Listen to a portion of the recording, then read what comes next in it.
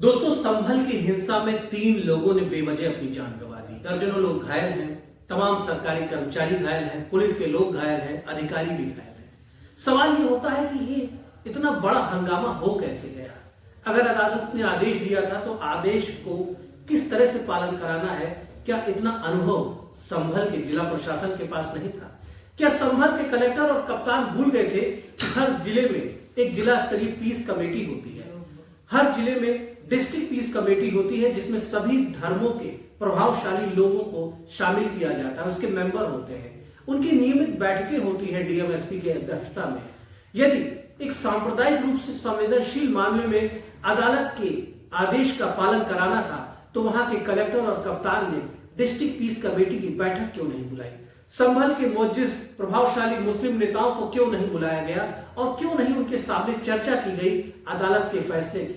क्यों नहीं उन्हें बताया गया कि अदालत के इस फैसले का पालन कराना जरूरी है?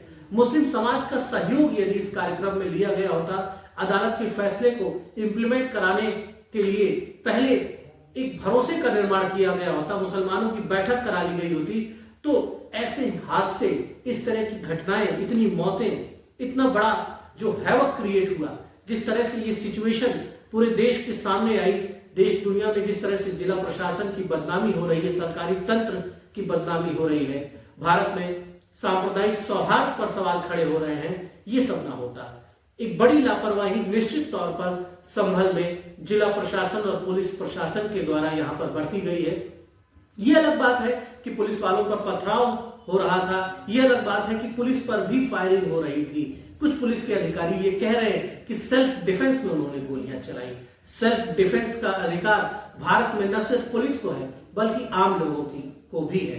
सेल्फ डिफेंस का अधिकार तो हमको आपको भी है। हम भी अपनी आत्मरक्षा के लिए, अपनी जान बचाने के लिए दूसरे की जान ले सकते हैं। कानून ये अधिकार हमें देता है, लेकिन ऐसी परिस्थितियां क्यों पैदा हुई, इन पर भी विचार करना जरूरी है। संभल के जिला प्रशासन की लापरवाही यहां पर पूरी तौर से साफ दिखाई पड़ रही है। संभल के पुलिस अधिकारियों की लापरवाही भी यहां पर दिखाई पड़ रही है। पहले भी ऐसे मामलों में, संवेदनशील मामलों में, जहां हिंदू मुस्लिम के विषय होते हैं, वहां पर देश प्रदेश में हिंसा हो चुकी है। पहले भी कई बार बेगुनाहों की मौत ऐसे मामलों में हो चुकी है। तो आखिर इतनी बड़ी लापरवाही क्यों बरती गई? इंटेलिजेंस फेलियर के लिए जिम्मेदार अफसरों पर कार्रवाई कब होगी? जिन अधिकारियों ने पीस कमेटी की बैठक बुलाए बगैर इस काम को अंजाम दे दिया, उन पर कार्रवाई कब होगी? जो लोग इस घटना के जिम्मेदार हैं, बिना किसी राजनीतिक लाग लपेट के उनकी जिम्मेदारी जरूर यहां पर तय करनी चाहिए। देश को अराजकता की ओर ढकेलने वाली बातें जो नेता कर रहे हैं, उन पर भी एक्शन होना चाहिए। भारत में यदि हिंदू मुसलमान सभी को सुख चैन के साथ रहना है, अपने मासूम बच्चों का चेहरा देखते हुए उनके विकास, उनकी खुशहाली, उनकी सुरक्षा को सुनिश्चित करना है, तो रूल ऑफ लॉ स्थापित करना होगा। रूल ऑफ लॉ इस तरह से स्थापित होगा जब बिना भेदभाव के हर दोषी और अपराधी के खिलाफ कार्रवाई की जाएगी।